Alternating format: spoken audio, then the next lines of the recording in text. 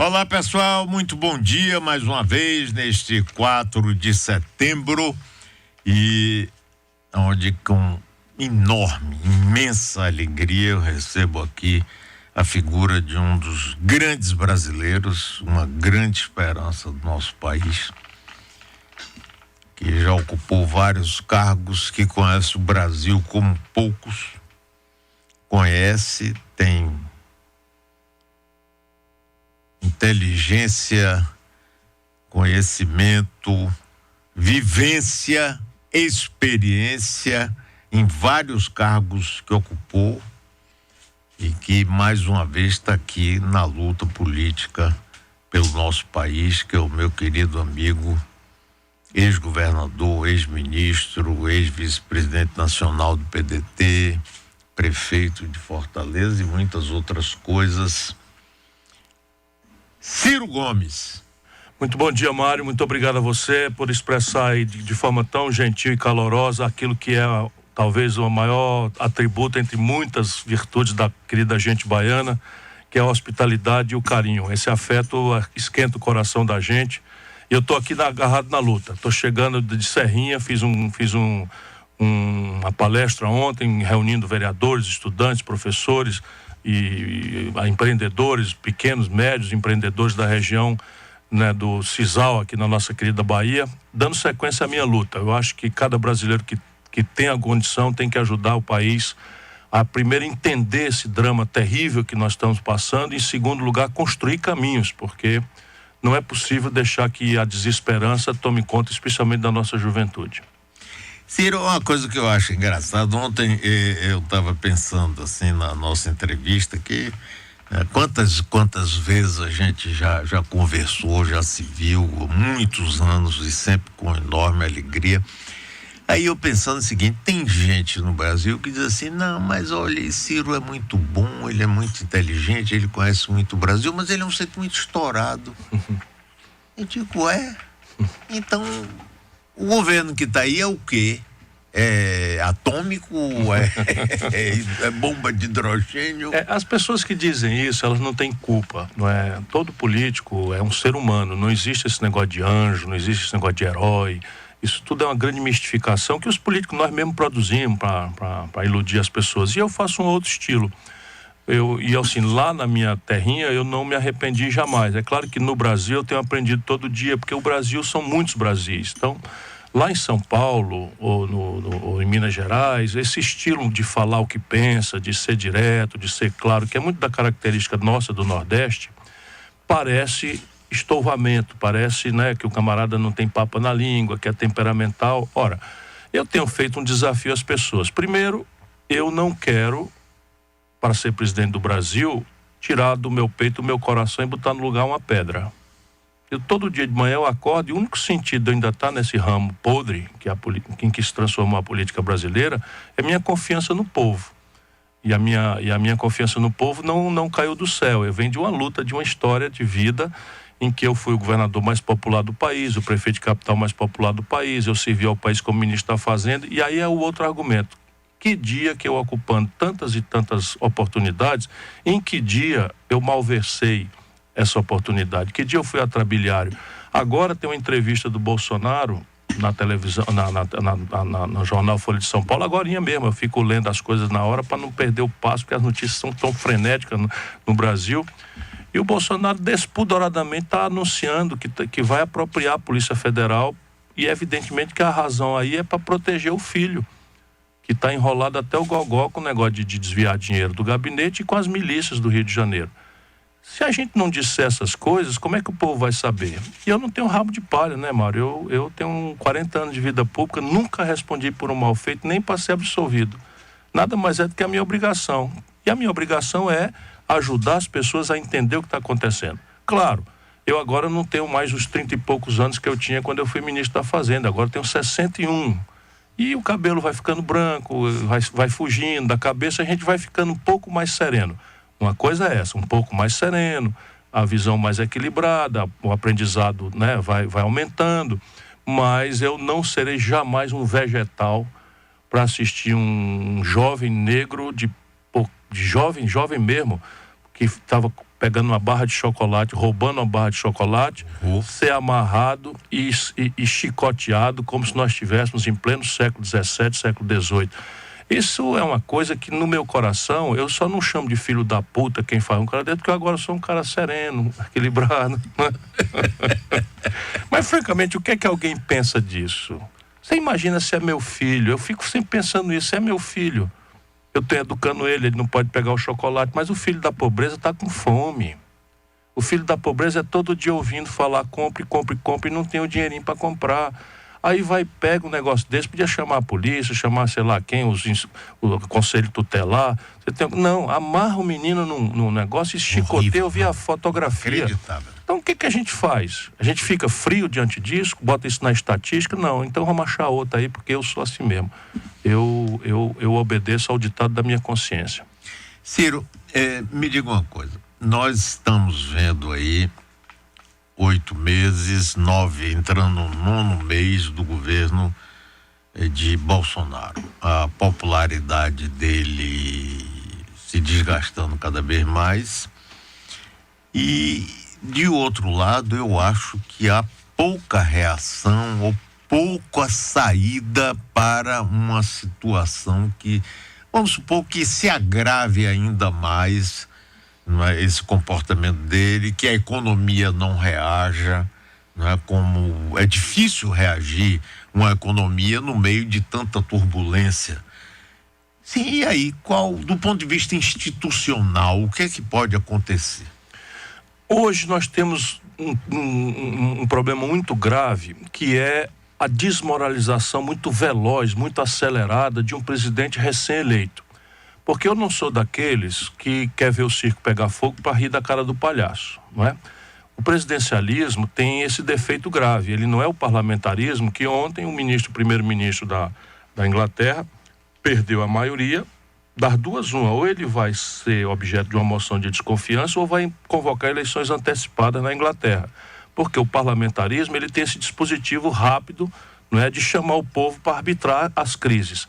O presidencialismo não, você você toma uma decisão que vale por 4 anos. O impeachment não pode ser utilizado como foi, por exemplo, para enfrentar o péssimo governo que a Dilma fazia. Por quê? Porque o impeachment é um remédio muito amargo para punir crime de responsabilidade cometido, vamos dizer, dolosamente, conscientemente. Quando você usa esse expediente para caçar um mandato que foi dado pelo povo, ainda que 70% seja contra o presidente, foi o caso da Dilma, 30% se sentem lesados e passam a não acreditar mais no jogo da democracia. Eu tenho frequentado a discussão aí de um certo bastidor, que nós estamos muito preocupados no Brasil, com as pessoas que têm responsabilidade com o país, e há um certo consenso de que não é o impedimento do Bolsonaro a melhor solução para o grave problema. Entretanto, todo mundo está percebendo que um presidente ao 8º mês já está com a erosão da popularidade, a condição de confiança popular, nos limites que nunca vimos na história do Brasil. Então, como é que nós vamos sair disso? Nesse momento, a decisão é de duas naturezas. Aquilo que eu possa influir e participar. O fazer do Congresso Nacional uma instância, pouco importa, vamos dizer, a agenda conservadora que a maioria faz, mas nós estamos falando aqui da centralidade da crise institucional potencial do Brasil. Então, a primeira grande tarefa é obrigar o Bolsonaro a jogar o jogo dentro das regras da democracia e do Estado de Direito. Então, isso tem coisas, por exemplo, que o grande público não sabe, mas o Bolsonaro apalavrou com o Trump, envolveu o Brasil, ali no 2º mês de governo, envolveu o Brasil numa escaramuça, numa guerra com a Venezuela. E houve um grande movimento de bastidor, os militares participaram e o Rodrigo Maia deu uma declaração, lembrando, o Rodrigo Maia é o presidente da Câmara, todo mundo sabe, lembrando que quem declara guerra a um país externo é o Congresso Nacional e não o presidente da República. Isso aí obrigou o Bolsonaro a recuar desse desatino. Então é um exemplo prático. O outro exemplo não é consenso, mas parte importante de nós, vamos trabalhar para conter danos, para atenuar os danos. Então, por exemplo, hoje nós temos 80 mil bolsistas do CNPq, do Sistema de Pesquisas do Brasil, que vão ficar sem pagamento da bolsa. Isso custa 300 milhões de reais. Evidentemente que 300 milhões de reais para um país como o Brasil o brasileiro que está nos ouvindo aqui na sua emissora, saber que isso é um centavo para um país como o nosso. Só para você ter ideia, o Brasil tem hoje quase R$1 trilhão no caixa do Tesouro Nacional e não está podendo aplicar esses recursos por causa da estupidez que foi a tal emenda 95 feita lá no Michel Temer, governo Temer, e que nós vamos ter que revogar, adaptá-la, sei lá o quê, enfim. Mas nesse momento a contenção de danos faz com que a gente foque nisso. Tem que pagar a bolsa dos pesquisadores, senão você vai deixar 80 mil cientistas brasileiros sem poder pagar comida, e muitos deles estão no estrangeiro. Isso não tem nenhum cabimento. Não, e com o dano que vai se refletir durante anos e o dano é mortal, porque um país que não investe na ciência, na tecnologia, é um país condenado ao atraso e ao fracasso econômico. Então, eu estou dando 2 exemplos. Um é conter o itinerário do Bolsonaro. Você tem outras coisas contemporâneas. Por exemplo, o Bolsonaro está anunciando despudoradamente a manipulação da Polícia Federal.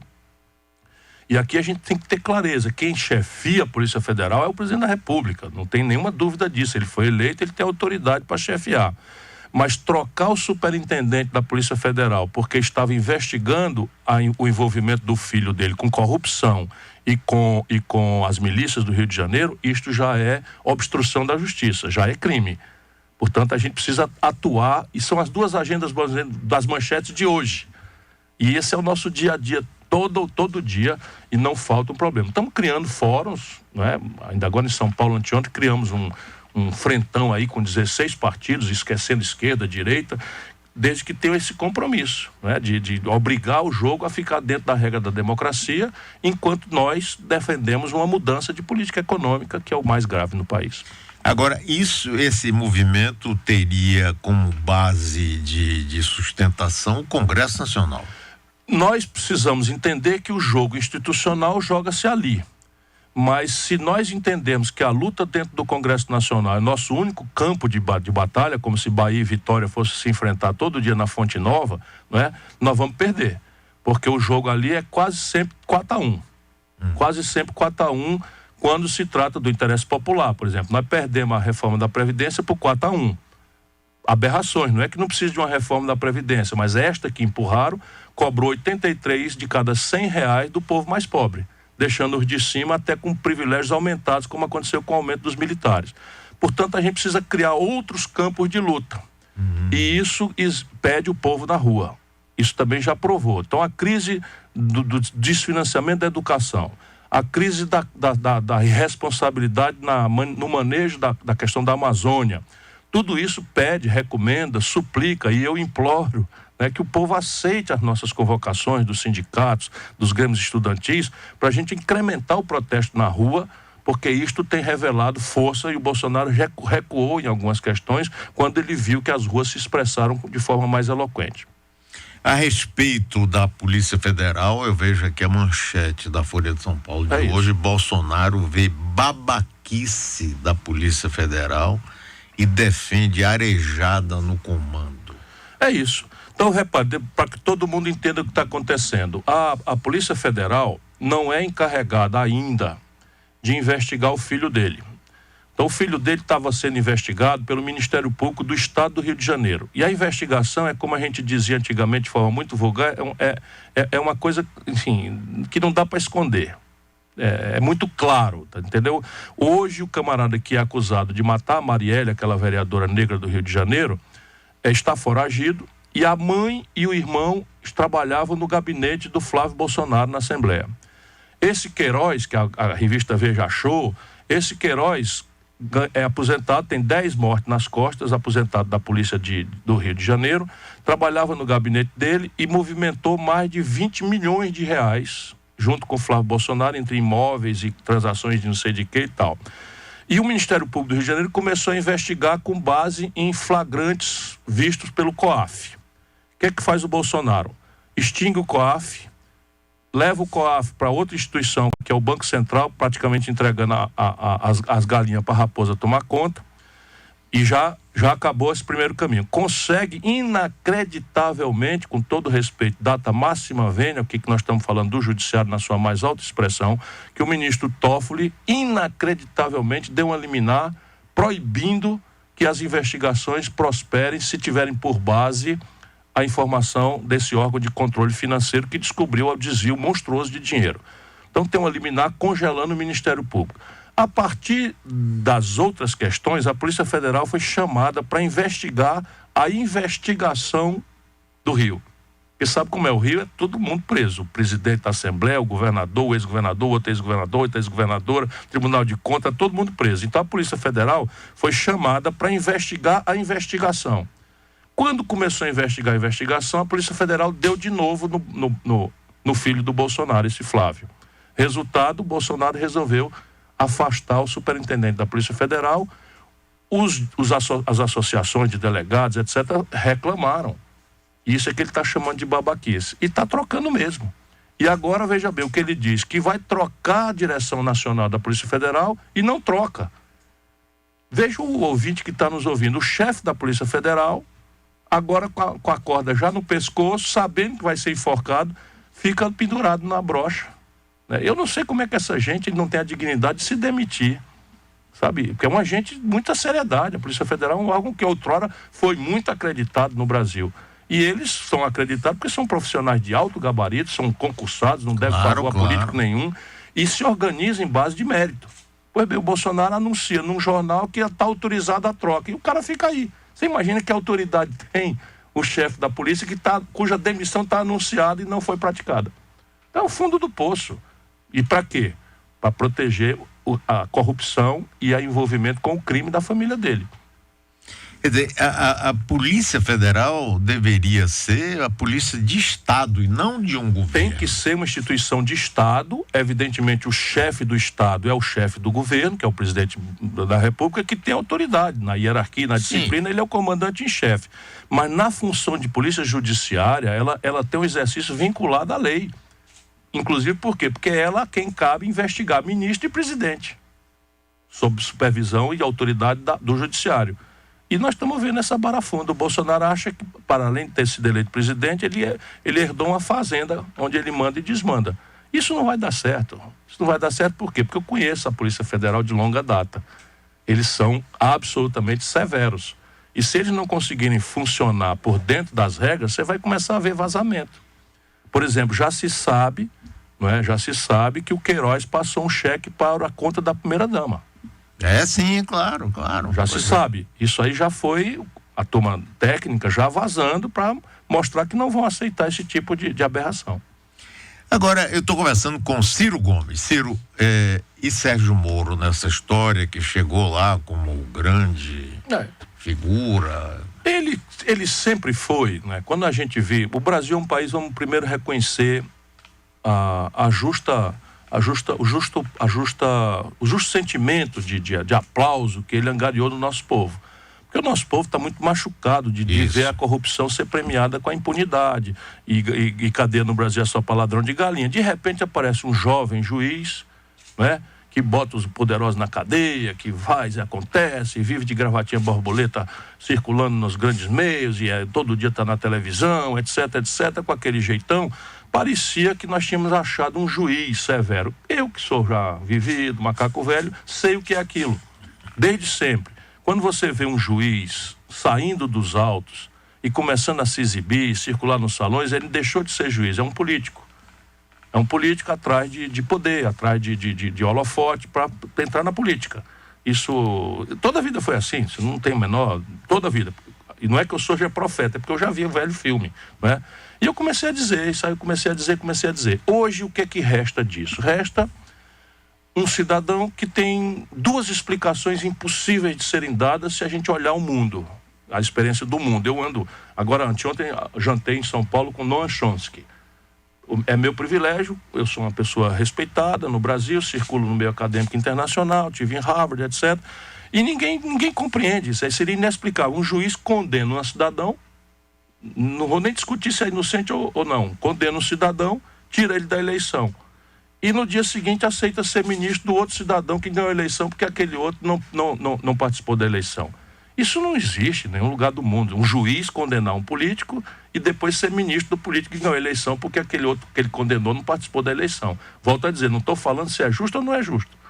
E depois você tem outra coisa que é escrita, Mário. O Brasil meio que está chocado, sofrido e vulnerável a essas coisas. É escrito no Código Penal.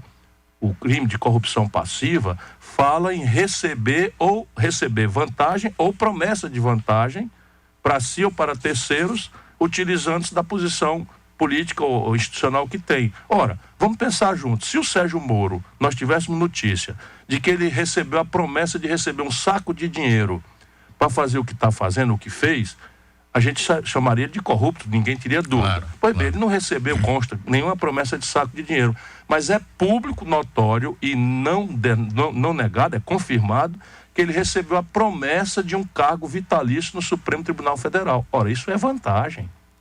O cidadão ser juiz singular de uma vara que em começo de carreira e já tem uma promessa de virar ministro do Supremo Tribunal Federal antes das eleições, isto é uma oferta de vantagem, uma promessa de vantagem, e o nome disso é corrupção.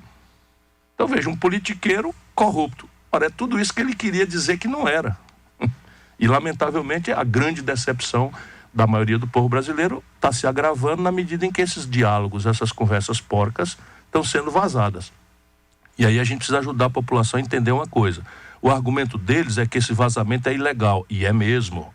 Só que nós temos duas coisas. Quem não pode usar informação privada são as autoridades. Então a polícia não pode invadir seu telefone, o Ministério Público não pode invadir suas conversas no WhatsApp, porque a lei não permite. Mas o jornalismo é absolutamente livre para cumprir a sua missão democrática, que é obter informação e divulgá-la. E isso é protegido no artigo 5º da Constituição Federal Brasileira de forma clara e explícita. Né? Ao jornalista é assegurada a ampla liberdade de expressão, assegurado o sigilo da fonte. Portanto, o Glenn Greenwald não cometeu absolutamente nada errado e não está envolvido em nenhum tipo de ilícito, porque o papel do jornalismo, tão essencial para a democracia como o ar que a gente respira, é devassar as informações e informar o povo. Que as autoridades façam aí sua tarefa. Vão lá fazer um inquérito, saber quem foi que devassou, prenda quem fez a coisa errada, etc. Mas jamais constranger o jornalismo, nem muito menos mentir dizendo que aquilo não é verdade, porque aquilo é rigorosamente verdade. E engraçado é que numa proposta que tinha sido apresentada pelo grupo lá, pela República de nas Curitiba, 10 medidas contra a corrupção. Eles admitiam. Ele diz lá que o juiz não pode, ministro não pode ir para o Supremo. Ministro do Executivo, uma das 10 medidas consideradas por ele como corrupção, é exatamente isso. Não poderia, dependendo da maluquice deles, que um ministro de Estado, tipo Gilmar Mendes, tipo Toffoli e tal, não poderia ser nomeado para o Supremo Tribunal Federal. Então, eles propõem, não é, como 10 medidas contra a corrupção, aquilo que é corrupção mesmo, não é? Agora, outra coisa também é que eles ficam o tempo todo dizendo que essas mensagens não reconhecem as mensagens, mas teve uma procuradora que chegou a pedir desculpas pelo que ela falou sobre a morte dos parentes eles estão orientados por um bom advogado. Então, eles estão orientados por um bom advogado. No primeiro momento, eles reagiram de uma forma absolutamente que confirmavam com clareza a veracidade das conversas porcas deles. Mas em seguida se aconselharam naturalmente, porque tudo isso vai virar processo, né? Eles se aconselharam com um bom advogado. Então o bom advogado está querendo usar o princípio do indubio pro réu, porque no direito, que eles nunca respeitaram, na dúvida você não pode condenar. Na dúvida, o princípio manda que você absolva. Por exemplo, os advogados do Lula, né, se tivessem usado o princípio na dúvida para o réu, eles não teriam podido condenar, porque ali tem muitos indícios, mas não tem a prova na tal condenação do Lula hoje. O que não quer dizer que o Lula é inocente. Estou falando aqui como professor de direito, porque a gente precisa fazer as coisas sérias. Não interessa se é o nosso adversário, o nosso amigo, nosso querido ou nosso odiado. O direito deve valer para todo mundo. Pois bem, eles, né, depois de orientados, estão explorando a ideia de botar dúvida na veracidade, e isso tudo vai para processo. O que é que vai acontecer? Na hora que o advogado do Lula requerer anulação do processo, que eu já anunciei lá atrás que tudo que ele estava fazendo ia causar nulidade, o tribunal vai abrir a parte, no caso o Ministério Público, e o Ministério Público vai colocar então a dúvida. E aí vem perícia, né? E você tem condição de esclarecer. E vai ficar muito claro que aquilo não foram esses bobocas de Araraquara. Aquilo, um serviço deste fôlego. Eu conversei com o pessoal do Intercept. Eles têm 2.000 áudios. Eles têm 60 mil páginas de conversa porca. 60 mil páginas de conversa porca. Eles são decentes e éticos, eles não estão mencionando e não mencionarão conversa porca mesmo. Conversa de mulher, conversa de trairagem, de chifre, essas coisas, então, não vão falar, tá certo? E eles sabem que tudo isso é verdade. Isso é serviço de inteligência de alguma potência estrangeira. Porque esse é o velho jogo, na medida em que o Bolsonaro está se alinhando e alinhando o Brasil à política unilateral dos americanos, ele botou o Brasil no jogo dos antagonismos americanos.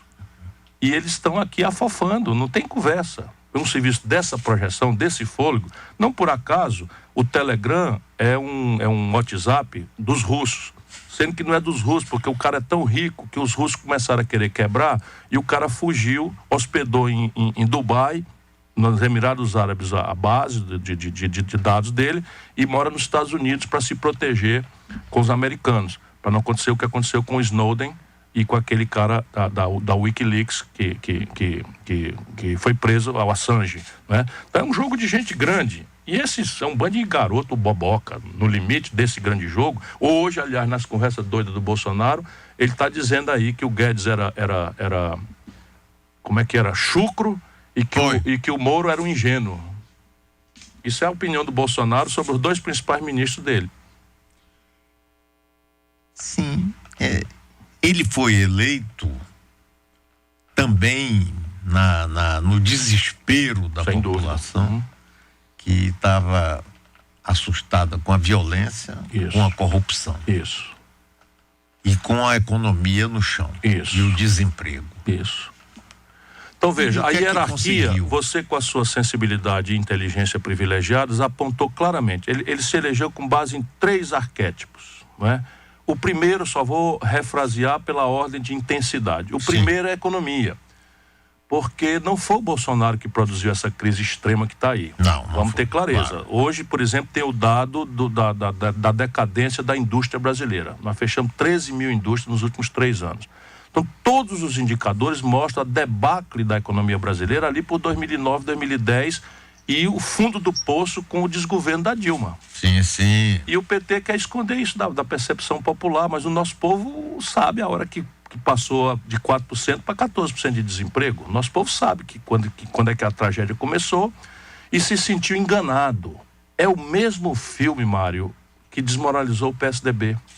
O Fernando Henrique conseguiu a reeleição em 98, quando foi em 99 desvalorizou o real, empobreceu a sociedade brasileira e o povo se sentiu enganado, porque votou muito generosamente em favor da reeleição, por causa do real, não sei o que e tal, e o real era a paridade com o dólar, e de repente, puf, cai todo mundo, empobrece. Segura na brocha que eu vou tirar a escada. Nunca mais o PSDB ganhou uma eleição nacional. A imprensa do Sul, Sudeste, todo tempo faz uma tentativa de reanimar o cadáver e tal, mas morreu. E morreu porque mentiu grosseiramente. E o que aconteceu com a Dilma? A mesma coisa. Quando o Lula governa, o Lula, porque manipulou a taxa de câmbio, e porque fez uma política importante de crédito, e fez uma política importante de aumentar o salário mínimo, o Lula trouxe 40 milhões de brasileiros da miséria, da chamada classe E, para a classe C. Isso significou concretamente, Mário, milhões de micronegócios informais, alguns a maior parte informal, que é a casinha de açaí, a oficininha de consertar celular, massagista, cabeleireiro nas periferias do Brasil, porque apareceu uma nova classe de consumidores, não é? Que foi baseada em expansão do consumo. Mas a produção brasileira não foi cuidada. Então ela definhou. Resultado, já no governo Lula, a explosão do consumo significou uma explosão de trazer coisa do estrangeiro, paga com dólar. Por que nós não quebramos e deu para o Lula passar 8 anos? Porque a China estava bombando, e os produtos tradicionais brasileiros explodiram de preço. Então, só para vocês terem uma ideia, vocês estão nos ouvindo aí. Quando o Lula entregou o governo para Dilma, nós estamos vendendo uma tonelada de minério de ferro, que é basicamente uma raspa de terra do chão. Onde tem minério de ferro, praticamente você raspa o chão, bota aquela terra, que é basicamente minério de ferro, num trem, mete num navio, atravessa o oceano, vende para a China. Nós estamos vendendo uma tonelada de minério de ferro por $190. Quando a Dilma foi derrubada, a mesma tonelada estava sendo vendida por 38. A gente estava vendendo um barril de petróleo, para não incompridar a conversa, quando o Lula era presidente, por $110 a barril. O mesmo barril, quando a Dilma foi derrubada, estava sendo vendido a 30. Então, o que acontece? Com o Lula, o consumo explode e a conta externa é paga, da importação, é paga pelos produtos tradicionais brasileiros. Como não tiveram nenhuma preocupação com o desenvolvimento do país, mas só com essa coisa de expandir o consumo, que é o mesmo fenômeno lá atrás do Fernando Henrique, a Dilma, coitada, não tinha experiência, nunca tinha disputado a eleição, se cerca de uma equipe de 8ª categoria e traz, depois da reeleição, traz o inimigo para dentro de casa. Vamos lembrar, ela botou o Levi, né, ministro da Fazenda, né, entregou o Banco Central para o Itaú, enfim, essas coisas todas que... Tudo bem que o povo não lembra disso, mas o povo lembra que no dia seguinte da posse dela, o real que estava a 1,75 passou para 4 por dólar. E aí fala em dólar, ninguém compra dólar. Tá bom, a gente não compra dólar, mas a gente come pão. E pão é trigo. E trigo é importado. Sim, e no governo Lula, como você disse aí, quer dizer, houve essa expansão toda, mas a produção nacional... Foi caindo, despencando, porque nunca tiveram um projeto de desenvolvimento. Nunca tiveram um projeto. Não quer dizer que é mal, não. Estou só dizendo que falta ao Brasil um projeto. E o problema não é Lula, Dilma, é o projeto. Se você tirar um pouquinho o foco das paixões e dos ódios, que hoje ainda estão dominando o debate brasileiro, isso é um fenômeno que está atrapalhando o Brasil desde o ano 80. Do ano 80 para cá, a gente cresce 2% ao ano e a população cresce quase a mesma coisa. Portanto, o Brasil está enxugando gelo em matéria de produção. Nós estamos empobrecendo porque no Brasil, desse período, a concentração de renda passou de qualquer limite. Hoje, Mário, 5 brasileiros, 1, 2, 3, 4, 5 brasileiros têm fortuna igual às posses de 100 milhões de brasileiros mais pobres. Nós não mudamos uma linha no sistema de cobrança de imposto, que é o sistema mais injusto. Nós só cobramos imposto de classe média e pobre. O 1% ou os 8% mais ricos do Brasil não pagam nada de imposto. Só o Brasil e a Estônia não pagam imposto sobre os grandes lucros e dividendos distribuídos, né, das grandes corporações. O imposto sobre herança dos ricos nos Estados Unidos é 40%, aqui é 4%. Que loucura. Percebe? E a dita esquerda ficou no poder 14 anos e não mudou uma linha disso. E o povo sentiu-se o quê? De novo enganado. Então aqueles 40 milhões que subiram e passaram a poder consumir, primeiro atribuíram a sua capacidade pessoal, porque a política deles é o São Lula. Não tem uma coisa de conscientizar o povo, de organizar o povo ao redor de um projeto. Então a gente precisa depender de um homem só. E se esse homem estiver preso, nós agora estamos toda a nação de 210 milhões de habitantes refém dessa situação, porque o nosso povo é gente boa, é grato, viu que melhorou de vida e fica os politiqueiros manipulando esse sentimento generoso. Inventaram que o Lula era candidato.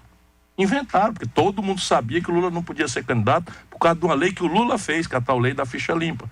Pois bem, e deu-se do que deu no Brasil. Produzimos essa aberração que é o Bolsonaro, porque no fim havia, especialmente daqui da Bahia para baixo, né? Espírito Santo, Minas Gerais, não sei o que e tal. Se o Lula aqui é bem querido, para baixo é odiado, violentamente. O Haddad foi prefeito de São Paulo, perdeu as eleições em São Paulo, na reeleição, não, ele perdeu para nulo e branco. Ele tirou 16% dos votos 2 aninhos atrás. E o Lula, achando que podia fazer a mesma coisa que fez com a Dilma, dedaço, botar o cara, continuam na mesma coisa. Então a economia foi um fator. Esse foi o fator mais grave. Aí a violência. A dita esquerda também não entendeu nada do que está acontecendo com esse Brasil urbano e em que o consumismo impactou a cabeça do jovem e ele não tem renda para isso. Então, o primeiro escape disso é a pirataria, é o ambulante, é o comércio informal, enfim, porque o menininho quer consumir, tá a televisão dizendo compre, compre, compre, a internet dizendo compre, compre, compre, a menininha só acha bonito o garoto que tem a camiseta igual não sei das quantas, o tênis não sei de quê. Isso não é o celular hoje é um elemento essencial para a vida, e o tablet não sei o quê, papapá, ele não tem dinheiro para isso. Aí começa a pirataria, toda esquina aí tem alguém vendendo uma bugiganga chinesa, não sei o que e tal, e depois a violência.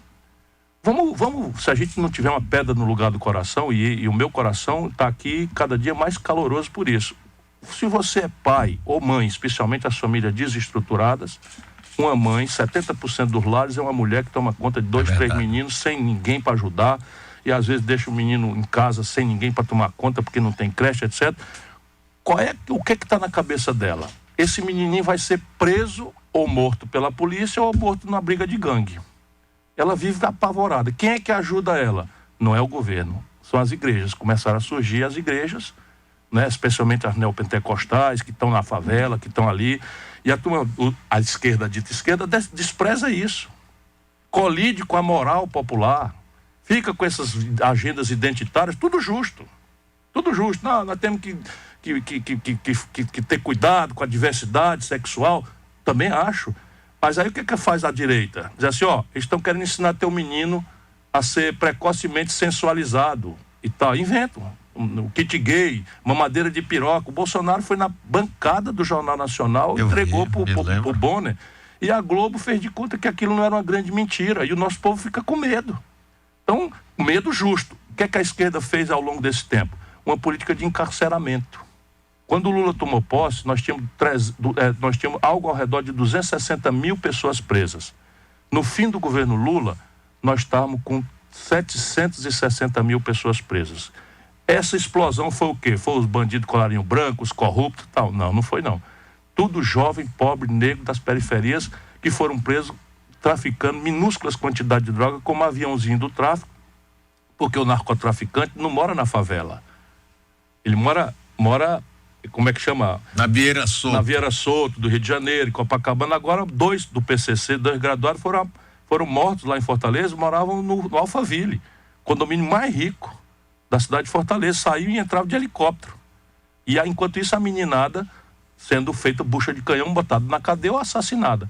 No dia seguinte que essa meninada entra no presídio, não tendo cometido nenhuma violência, apenas essa pseudo-luta contra o tráfico perdida, eles são obrigados a um crê ou morre. Filia aqui no Comando Vermelho, claro, filia aqui no PCC, soldado, então está morto. É isso mesmo. E vai ser estuprado à noite. E o que a esquerda fez em relação a isso durante esses anos todos? Nada. Então vem a direita e diz, bandido bom é bandido morto, fácil, simples, né? E o povo com medo, vítima e tal, cai nessa, mal sabendo que estão matando agora inocentes. No Rio de Janeiro, esse canalha que governa o Rio de Janeiro, que é a mesma raça. Rapaz, né? É incrível. Desce numa ponte para comemorar a morte de um menino que é assim, débil mental. Parece um macacão disléxico. Né? Um macaco terrível, disléxico e tal. Por quê? Porque ele sabe que atrás da televisão, assistindo aquele espetáculo, há um povo cansado de ficar alisando bandido, de não sei o que, de não ter uma política eficaz. E por fim, né, a questão, você falou, a economia, a violência e por fim o escândalo da corrupção novelizado. Né? Então repare, o pecado do pecador é da nossa cultura cristã perdoar. Né? A gente faz o pecado mais terrível que tem, vai lá no padre, eu pequei. Aí se confessa e tal, o padre manda você deboiar ali uns 4 terços e tal, se ajoelhar nos caroços de milho, pelo menos lá em Sobral na época e tal. E aí você se sente catarticamente exonerado do pecado, porque é da nossa cultura, da tradição, né? Não incidir no erro, pedir perdão, etc, etc. Mas o pecado do pregador, né? O que era o PT? Vamos fazer 15 anos, 20 anos para trás. O PT era o menino do dedo verde. Para onde ele apontava, só eles eram os anjos, só eles eram os sérios, só eles eram os puros e todo mundo era picareta. Pouco interessa. Né? Valdir Pires, um homem qualificadíssimo, inatacável moralmente e tal, corruptão e não sei o quê, porque eles eram o PT. Aí vão pro poder, meu irmão, e a gente fica passando pano, como a gente chama lá no Ceará, ou fica alisando, porque existe uma certa memória revolucionária, meio imbecil, que não consulta mais nada da psicologia popular, de que você pode assaltar um banco ou sequestrar um embaixador para financiar a revolução. Então tem muita gente na cabeça, isso é típico do Zé Disseu. O Zé Disseu não é um bandido. O Zé Disseu é um revolucionário anos 60. Então, para quem a moral é uma coisa absolutamente relativa e frouxa, não é? Se você estiver fazendo a podridão, a molecagem, a roubalheira para financiar a causa, ponha muitas aspas nisso. Isso mesmo. Mas a maioria não. Eu vi essa conversão. Rapaz, cheguei em Brasília. Mensalão mesmo. Pois é, cheguei em Brasília, eu vi essa meninada, Silvio Pereira, enfim, até não são bobocas, mas esse Silvio Pereira era secretário-geral do partido que tinha ido à presidência da República, encarregado de distribuir os cargos federais. Não fazia um ó com a bunda e tal, falando em vinho. De repente, rapaz, eu pensei, isso não vai dar certo. Falando em vinho, porque o vinho é madeirado, que é uma conversa mole. Enfim, se deslumbraram e começaram a se lambuzar e aí aparelharam vergonhosamente a ponto do Lula ter imposto o Sérgio Gabrielli, conterrâneo aqui na Bahia, coordenador da campanha do Haddad. Por quê? Porque ele não tem nem aí. O Sérgio Gabrielli era o presidente da Petrobras nessa esculhambação toda. Desculpa, quebrei um copo aqui. Não faz mal. Foi só por o judeu diz saúde, mais um topo. Que seja saúde para todos que estão nos ouvindo. Então veja, claro, e aí o Bolsonaro também, que nunca foi sério, fui colega do Bolsonaro, 4 anos na Câmara Federal. Todos nós sabíamos que o Bolsonaro, e não só ele, um 100, tinha 5, 6, 8 funcionários fantasma que fazia só assinar o recibo e ele botava o dinheiro no bolso. Todos nós sabíamos. Se a imprensa quiser, os nomes estão tudo registrados. Está tudo lá, os recibos, tudo assinado. Se você chamar o cara e dizer assim, por onde é que entra no gabinete do Bolsonaro? Onde era o gabinete? Não sabe porque nunca pisaram lá. E assim, claro que vai dizer, corrupção de bilhões, tá bem, mas a questão não é o cara que não é sério, não é porque roubou bilhão ou milhão. Aí o menininho rouba uma barra de chocolate no coisa, a sociedade elitista, escravocrata, considera razoável que o menininho seja amarrado num torno e chicoteado. E o Bolsonaro, e os filhos do Bolsonaro, tudo metendo a mão com um funcionário fantasma, mexendo com milhões de reais no fim. Aí chegamos aonde chegamos, Ciro.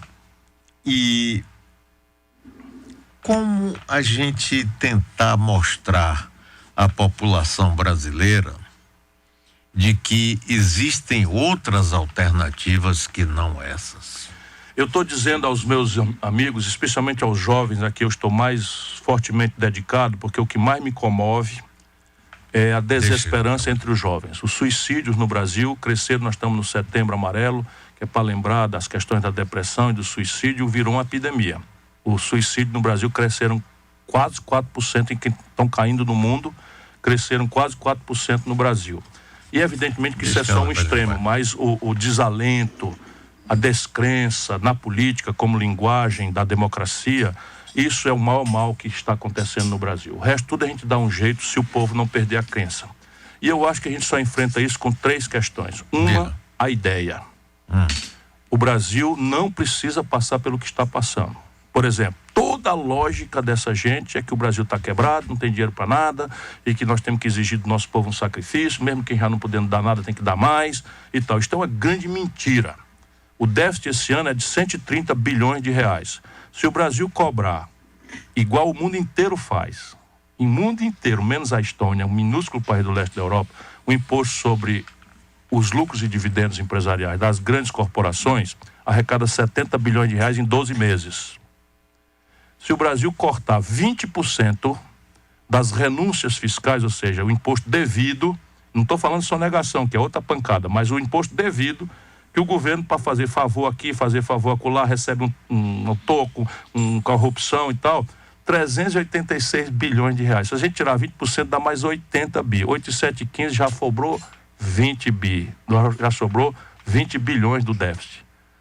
Se a gente cobrar metade do que se cobra das grandes heranças, esqueça a classe média que não tem mais nada para dar, porque já está pagando, além do que devia pagar, no imposto de renda muito irregular, e não pagar dobrado para viver, porque não recebe nada do governo em troca, porque não acredita na escola pública, paga mensalidade escolar, não acredita na saúde pública, paga plano de saúde cada vez mais abusivos, e crescentemente está onerado em segurança, quem pode estar blindando o carro, quem não, enfim, está pagando condomínio cada vez mais caro por causa de segurança, etc, etc. Então, esqueça a classe média. Só 1% dos ricos no Brasil, a gente arrecada mais 28 bilhões por ano. Então, eu sei onde o dinheiro está.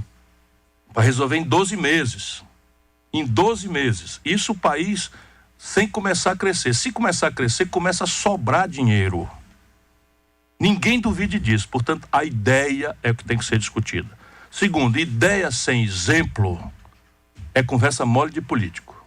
É preciso sair e assim, ter humildade para entender que o povo tem toda a razão de não acreditar mais em P nenhuma. Isso. Agora, se você seguir da ideia ao exemplo, aí você consegue adquirir autoridade moral. Por exemplo, O estado do Ceará é um estado muito mais pobre do que o Rio de Janeiro. É um estado muito mais pobre do que São Paulo. É um estado muito mais pobre do que Rio Grande do Sul. Muito mais pobre do que Minas Gerais. Para bem dizer, é um dos estados mais pobres do Brasil. Faz 30 anos que a gente não fala em atraso de funcionário. 30 anos, não conversamos sobre isso. Não conversamos sobre não reajustar salário, não tem essa conversa. E somos hoje o maior investimento por cabeça do Brasil.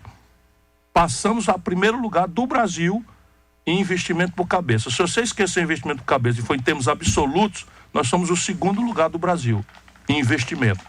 Estamos avançando para metade dos nossos garotos de ensino médio para a escola de tempo integral profissionalizante com estágio pago pelo governo nas empresas. E onde eles ficam empregados porque resolve o problema de não ter experiência e ter primeiro emprego, que é o ovo e a galinha, né? Nessa coisa. Então, a minha animação vem do exemplo, o exemplo moral. Todo mundo, você nunca viu um polícia dizendo, tá certo, eu sou corrupto. Você nunca viu isso. Não. Agora, olha a vida do cara, não é possível que a gente bote agora estagiários sem pesquisar a vida das pessoas. Aí temos que conversar sério com o nosso povo. Você, se tiver um filho doente, um apendicite, você não vai botar um maravilhoso malabarista para fazer a operação. Deixa eu explicar. Você vê um malabarista, às vezes nas esquinas, aí um menininho, pá, com as coisas e tal, aquilo é uma coisa que eu não sei fazer e não vou aprender nunca. Então eu acho maravilhoso o malabarista, mas meu filho com apendicite, eu não vou fazer, meu irmão, você que é um malabarista de primeira, faça aqui uma operação do meu filho. Mal comparando, mais ou menos nós estamos fazendo isso no Brasil. Se você reparar, a presidência da República não alugou para estagiário. Qual é o país do mundo que pega um camarada que nunca administrou o pé de bodega dos pequenos, uma vendinha minúscula, e entrega como primeira experiência a presidência da República? Aí a Dilma nunca disputou uma eleição na vida. Primeira eleição, presidente da República. O Fernando Henrique nunca administrou uma bodega das miúdas, primeira experiência, presidente da República. O Lula deu certo, né? Num certo momento deu certo, tá? Mas primeira experiência do Lula, vamos lá, trouxe uma experiência, foi prefeito de uma pequena cidade de São Bernardo do Campo, fez uma administração, mexeu com a educação. Não, primeira experiência, estagiário, presidência da República. E olha o que eu vi de doideira. O Lula é porque é gênio, pessoalmente, muito inteligente. É muito inteligente. E se cercou de gente muito qualificada. Mas o que eu vi de loucura, eu era ministro. Por exemplo, o Lula criou o Bolsa Família, e a ordem que ele deu para criar o Bolsa Família foi entendida pelo Graziano, que, francamente, é um negócio de doido de pedra. A ordem que ele diz, vamos acabar com a fome no Brasil. Essa é a ordem, eu assisti, estava na reunião. Aí vamos tomar providência, vamos fazer e tal. Ele estava imaginando o Bolsa Família, que tem essa relevância estratégica hoje para tirar pelo menos a fome do lado de muitas famílias brasileiras. Eu estava na reunião que criou. Quando ele deu a ordem para o Graziano saiu com 10 dias, o Graziano anunciou a primeira providência: catar resto de comida dos restaurantes ricos de São Paulo para distribuir no Nordeste. E foi mesmo, eu não me lembrar disso, não é? É só ir para a internet e olhar. Aí ele demitiu o cara, tô só dizendo para ver as loucuras.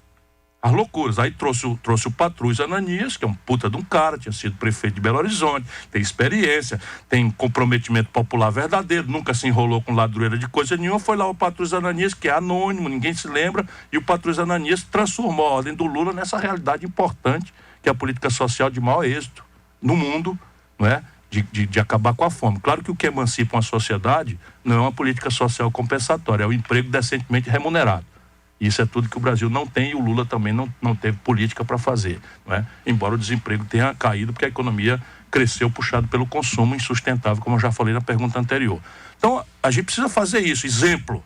E terceiro, militância. Porque os políticos são preguiçosos, Mário. Os políticos, eles só falam com o povo na véspera da eleição. Acaba a eleição, some tudinho. E falam com o povo pelas televisões. Ora, as televisões são propriedade de 5 famílias e uma igreja. A mídia dita nacional são 5 famílias que jantam em São Paulo ou no Rio de Janeiro e combinam. Então você tem uma mudança profunda no sistema de previdência social, que mexe com todo mundo que já está velho e mexe com todo mundo que vai ficar velho, porque isso é uma lei da vida. Pois bem, um assunto que mexe com todo mundo, a Globo só fez debate para um lado. Pode furar meu olho, quem estiver nos ouvindo, fure meu olho e dizer, não, peraí, não diga isso, porque a oposição participou do debate tal que a Globo fez, na Globo News, ou não sei aonde. Então, estou falando da Globo para dar um exemplo, mas nem quero. As televisões do Silvio Santos, a televisão do Bispo Macedo, a televisão do Saad, a televisão de quem mais? Né? Enfim, a Rede TV e tal. Nenhuma fez um debate toda do mesmo lado, a carga só para um lado. Uhum. E o nosso povo não conhece o outro lado. Então a militância é a única saída. Eu tenho dito isso ao Haddad, não sei o que e tal. Vamos pra rua, porra. Vamos pra rua. Eu tô chegando de Serrinha. Então pensa que eu não gosto de estar na minha casa, coçando a barriga, lendo um bom livro, terminando de escrever meu livro e tal. Adoraria vendo meu filho. Mas, pô, qual é a minha responsabilidade com o país? É dia sim ou tu também é na rua cantando que nem cantiga de grilo. Mas você muito bem. É o único jeito.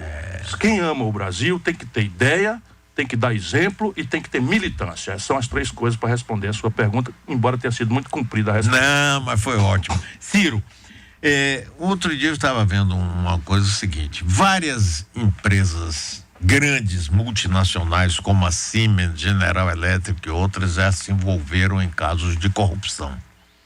E nenhuma delas, quer dizer, pagaram o que tinham que pagar. Volkswagen, pois é, Volkswagen, General Motors, todo. Mas não deixaram de existir. Aqui no Brasil, Citibank, além de pagar, todas sumiram. Todas as seguradoras americanas. Isso é uma pergunta-chave. Todas Mário, sumiram e a gente está perdendo de com novo, isso. A imprudência, não é, da gente deixar um grupo de garotos vaidosos, prepotentes. Esse cidadão Dallagnol fala em nome de Deus. Eu, como tenho muita fé no meu coração, eu conheço a Escritura. Né? E um dos ditados da Escritura é não jurar o seu santo nome em vão. Isso aí quer dizer o seguinte: você não pode andar falando o nome de Deus em coisas mundanas, em coisas da vida do pecador, do humilde. A gente, sabe, só muito poucas pessoas, e devem ter muita humildade quando tiver a intuição da mensagem divina e não inventar a mensagem nova. A mensagem está escrita. Por isso a gente chama as Escrituras. Essa é a palavra de Deus. Eu tenho muita fé. Só acho que misturar religião com política é uma tragédia mortal para todas as nações onde isso aconteceu.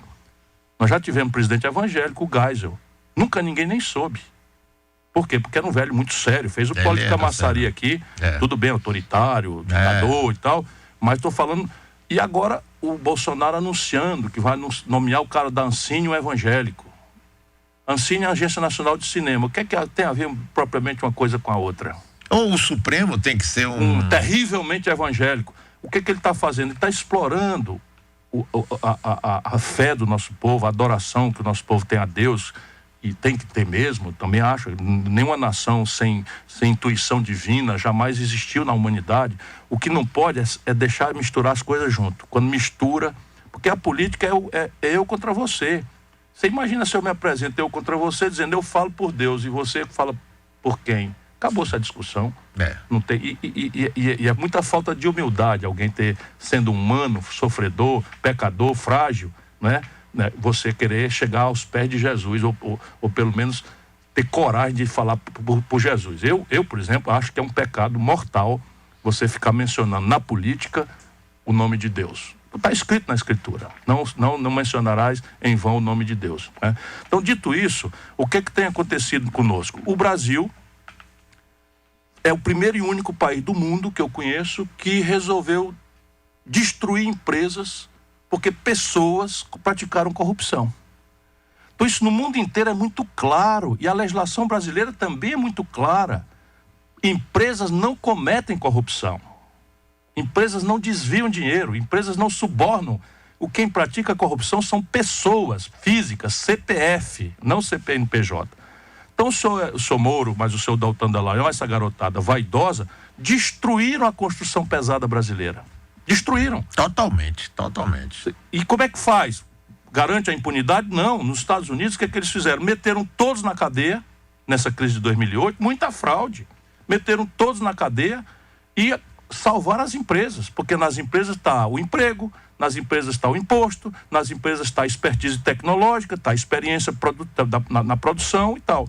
O Brasil destruiu devastadoramente a sua produção pesada. E isso hoje é muito claro, foi feito a serviço de potências estrangeiras.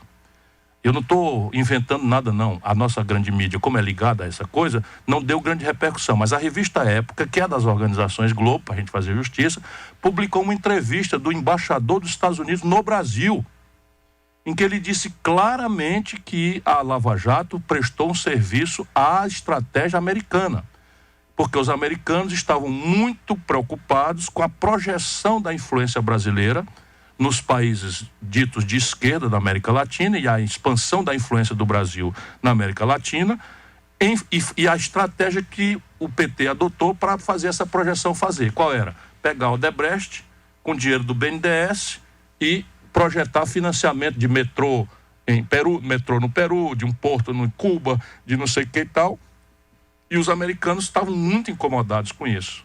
Portanto, eles encomendaram, e aí não se sabe se é conscientemente ou inconscientemente, mas eu não acredito em Papai Noel nem em mula sem cabeça, né? Não acredito em nada disso. Aí eles prestaram serviço. Então o Brasil destruiu suas empresas. Assim, mal comparando, é como se você tivesse uma vaca muito boa, que lhe dá 12 litros em 2 ordenhas por dia, e um queijinho, e uma cria por ano, e tal, e de repente pesteou de carrapato. O que é que eles resolveram? Dar um tiro na testa da vaca. Então nós estamos destruindo o sistema de petróleo e gás, entregamos a Embraer para a Boeing, né? Entregamos a Embraer para a Boeing. O sistema de gasoduto da Petrobras foram entregues aos estrangeiros. Aí a Petrobras, em 3 anos, vai pagar de aluguel aquilo que recebeu pelos gasodutos. Tudo molecagem, sabe? Tudo vagabundagem. E o discurso por cima da mesa, moralidade, punir a corrupção, botar na cadeia os caras. Olha aí o que fizeram. Então, recuperaram algo ao redor de 3 bilhões de reais e destruíram um ativo de 140 bilhões de reais, esses canalhas que estão aí no poder. E agora a gente vê o posto Ipiranga querendo insistir na volta da CPMF. Mentindo, né? Mentindo, porque na campanha, e isso aqui é uma coisa grave, né? Na campanha o Bolsonaro falou violentamente contra a reforma da Previdência. Votou contra a reforma da Previdência do Temer, que já era campanha, pré-campanha. Aliás, votou contra a do Lula, votou contra a da Dilma, votou contra a do Fernando Henrique, votou contra a vida inteira. Na campanha ele dizia, exigir idade mínima de 65 anos para um nordestino é uma desumanidade, é um crime e tal. Foi lá e fez exatamente o oposto do que falou. Isso é que destrói a política. É o camarada dizer de manhã uma coisa que não serve para de tarde. Por isso que o nosso povo não acredita mais e por isso o exemplo tem que ser mais importante do que a palavra. E agora a questão da carga tributária. E aí, de novo, com cobrança daquilo que o mundo cobra, o imposto sobre lucros e dividendos das grandes corporações. Aí diz assim, 20% de desconto nas renúncias fiscais. Isso é mirabolância? Nós já fizemos no Ceará. O Ceará, comigo, era o estado mais agressivo, rivalizei com a Bahia, com o Pernambuco, com São Paulo, para tomar indústrias, para levar indústrias para o Ceará com uma política muito agressiva. Portanto, não tem nenhum problema de fazer incentivo fiscal. Só que uns 4, 5 anos atrás, a gente vendo a nuvem da crise, chamamos todos, nós somos coesos politicamente, chamamos todos os empresários, botamos numa sala grande, num auditório, e mostramos as contas e mostramos a nuvem da crise chegando e dizendo, ó, nós vamos, na bonança todo mundo teve um incentivo, agora na seca nós vamos precisar um sacrifício e para vocês tocou cortar 15% dos benefícios que vocês têm. Chiaram, confusão e tal, mas no fim compreenderam, porque nós fomos sérios e tal, tiramos 15% dos incentivos. Se a gente fizer isso no Brasil, com o tamanho da crise que tem, acabou-se. Nós vamos conversar agora sobre a revogação da PEC 95 para poder resolver o problema de paralisia das universidades, de corte das bolsas, né, do SUS que está em pandarecos, uma série de custeios da União Federal e a retomada de 24 mil obras paradas. O Brasil tentar na mão de gerar 1 milhão de emprego em 6 meses. Por quê, Mário? Você tem... A obra já está licitada, o projeto está feito, a licença ambiental já está feita e você está com elas paradas. E esse é um setor de infraestrutura e construção civil que emprega gente que não tem muita qualificação, nós não importamos para fazer isso, nenhum insumo do estrangeiro, está na mão fazer. Aí o que eles fazem? Não, faz a reforma da Previdência que só vai dar fruto daqui 10 anos, não tem nenhum efeito no próximo ano. Nada, zero. Mentira, efeito emprego. Mentira mesmo. Efeito emprego nenhum. Zero. E agora, na reforma tributária, ao invés de ir para cima do 1% mais rico, a mesma coisa. Bíblia. Ninguém pode servir a 2 senhores. Se você quer servir a 2 senhores, ou você serve bem a um e desserve ao outro, ou serve ao outro e não serve a um. Está escrito na Bíblia. E eles não querem servir a 2 senhores. Eles estão aí para servir aos barões, aos ricos, ao baronato do setor financeiro. A propósito, número, para a gente dar exemplo. A economia rural brasileira perdeu 3% da renda nos 8 meses de Bolsonaro. Então pudera, com a maluquice que ele está fazendo, fechando mercados. O comércio brasileiro fechou 220 mil pontos nos últimos 3 anos. a indústria brasileira fechou 13 mil pontos de industriais do Brasil. Portanto, toda a economia real está em pandarecos. E os bancos, 5 bancos, anunciaram um lucro no semestre de 50 bilhões de reais. Ou seja, terão um lucro de 100 bilhões de reais. Se a economia real, a roça, o comércio, a indústria, está tudo em pandarecos, de onde é que está vindo esse dinheiro? Dos cofres da viúva. Do dinheiro que não tem para as universidades. E esse é o grande problema. O pior, Ciro, é que a gente não vê saída a curto prazo, mantido o governo do jeito que está aí. O presidencialismo tem todos os defeitos, mas ele tem uma virtude. É que o presidente da República pode mudar de rumo. Ele está indo no rumo norte, ele pode ir para o sul. Nada impede, institucionalmente, porque o mandato é dele por 4 anos, salvo o cometimento de um crime de responsabilidade doloso, né? Que é um trauma muito grande que a gente não deve estar repetindo toda hora. 3 presidentes já foram impedidos, né? Não é possível em 20 anos no Brasil. Então, o que é que eu estou querendo dizer? Pressionar o Bolsonaro é a única chance que nós temos para o curto prazo. E ele já mostrou que pressionado ele afrouxa. Ele afrouxa.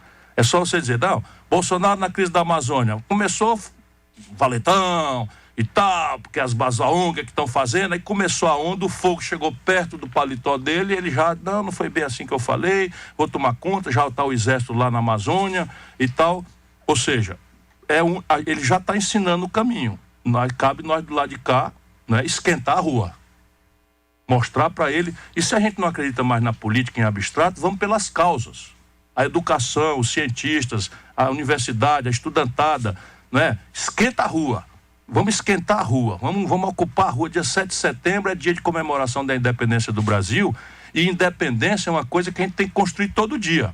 Hoje o Brasil é um país subordinado à prepotência dos estrangeiros que o Bolsonaro patrocina. Não estou exagerando nada.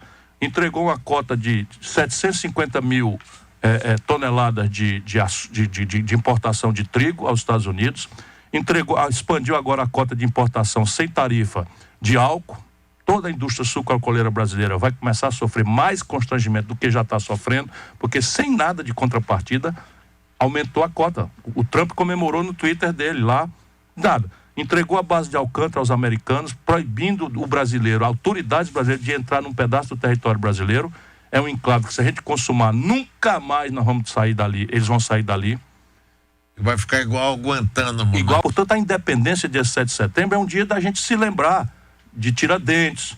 Não estou pedindo para ninguém ser esquartejado, nem morto, nem nada, mas ele foi morto, esquartejado para defender a nação brasileira. Para lembrar de Zé Bonifácio, o fundador da nação brasileira. Então, se a gente, no Brasil de hoje, tem altura para ser um país independente, vamos mostrar isso na rua. Vamos mostrar isso na rua, vamos protestar. E esse é o único caminho no curto prazo que nos resta. Aqui tem um ouvinte perguntando como conquistar o eleitorado das classes D e E. Ideia, exemplo e militância. Nós precisamos traduzir para o nosso povo, compreender com humildade as razões do nosso povo, né? Concordar com a moral do nosso povo, ainda que a gente possa fraternalmente, paternalmente, respeitosamente discutir esta moral em relação à questão da tolerância, do respeito à diferença, mas não querer invadir, impor nossos valores identitários a um povo que está muito machucado e com uma agenda muito cruel. Muitos brasileiros que estão nos ouvindo hoje, no ônibus aí e tal, não sabem de onde vai vir o dinheiro para comer hoje mesmo. Não tem exagero não, o Brasil está hoje com 14 milhões de desempregados. 42 milhões em números redondos de brasileiros estão empurrados por biscate, que a gente chama no Ceará o bico, a atividade informal, né? Porque em alguns lugares eu me advertiram que biscate é prostituição. Lá no Ceará não, biscate é atividade informal, é o camelô, é o camarada que está se virando. Né? Então 42 milhões, Mário Kertz. 42 milhões de pessoas sem proteção de nada. E aí a única proteção que as pessoas têm é o templo. Seja para adorar a Deus e pedir por um tempo diferente, agradecer o bocadinho que tem para comer, seja para o pastor ajudar a pagar a conta do traficante, senão o filho vai ser assassinado. Isso a velha esquerda brasileira não tem mais a menor noção. Amou os salões, aderiu à mordomia, à picaretagem, de alto coturno e tal. Então, a ideia, o Brasil pode ser diferente. O exemplo, passa o pente fino. Todos os políticos agora, o povo tem que passar um pente fino. Sabe quando tem lêndia na cabeça dos menininhos, da gente, a gente não passa o pente fino para tirar lêndia e tal. Hoje tem até esses remédios, que não tem mais o pente fino e tal, mas vamos fazer, tem que passar o pente fino, não pode botar estagiário para governar as coisas, né? Tem que exigir a experiência. Quando ele estava lá, ele fez alguma coisa parecida com as palavras bonitas que ele fala, porque todo político sabe falar palavras bonitas, senão não era político, né? Você manda fazer operação de cirurgia de apendicite para um maravilhoso malabarista. Então, essas coisas traduzir para o povo. E militância, temos que ir procurar o povo, pedir desculpa pelas cagadas. Vamos falar a verdade. Nós fizemos muita coisa, eu estou falando nós para não botar culpa em ninguém, mas foi feita muita coisa errada desse lado, né, da política brasileira. É verdade. E se a gente não tiver humildade para reconhecer isso, não teremos mais autoridade para conversar com o povo. Você acredita nisso e está envolvido nisso? Eu digo a você, eu preciso acreditar, porque senão a minha vida não faz sentido. Eu também acho. Sabe, a minha vida é dedicada a isso. E eu sei que tudo isso pode ser diferente. Volto a dizer, não pense que o Ceará é um paraíso. O Ceará é um lugar muito pobre, de dificuldades grandes. Mas lá a gente conseguiu isso. Uma coesão, um projeto, por exemplo. Hoje é o estado do semiárido do Nordeste que tem 100% da sua estrutura hídrica pronta. Então, se depender só de Deus e dos projetos que nós fizemos, não falta água mais nesse pedaço de chão do Nordeste brasileiro. Hoje o Ceará tem o melhor IDEB do Brasil. O IDEB é o Índice de Desenvolvimento do Ensino Básico. O melhor IDEB do Brasil é a minha cidade, onde nós começamos, Sobral. Eu estou dando aqui exemplo, não é para me pabular, nem para me gabar, porque isso não faz sentido nenhum. Cada dia que passa eu fico mais humilde diante do tamanho do desafio que está por aí e da gravíssima responsabilidade que eu sei que está crescendo nos meus ombros. Eu estou dando só um lugar onde as pessoas podem voltar a acreditar. Porque se um estado pobre, miserável do Nordeste faz, como é que esse país extraordinário como é o Brasil não faz? Faz, não tem dúvida. O que está falhando no Brasil é a política. Muito bem, Ciro Gomes. Que prazer enorme. Prazer grande, meu irmão. Obrigado. Você sempre me emociona. Não, aí, olha, eu estou nessa luta com você, pode acreditar, eu acredito nisso, eu acho que é isso, e aqui eu faço a minha militância, sofrendo às vezes, muitas vezes você vem e xinga. O tempo está duro. O tempo está duro. Para artista, você agora invadiram um espetáculo do Gustavo Mendes, um humorista, lá em Teófilo Otoni. Vou falar aqui para a gente dar exemplo. Você, jornalistas que criticam, cumprindo seu dever, né? São demitidos, e não são demitidos pelo governo, não, são demitidos pelos empresários de comunicação. Portanto, é um momento muito estranho o que o Brasil está vivendo, mas essa estranheza não deve nos abater, deve transformar nosso desânimo em revolta, em militância. Exatamente, grande Ciro Gomes, aqui grande você sabe que essa tribuna é sua. Muito obrigado a você pela oportunidade, obrigado a gente querida da Bahia. O Brasil tem jeito, nós vamos dar um jeito nisso aí, todo mundo junto. Valeu, intervalo lá.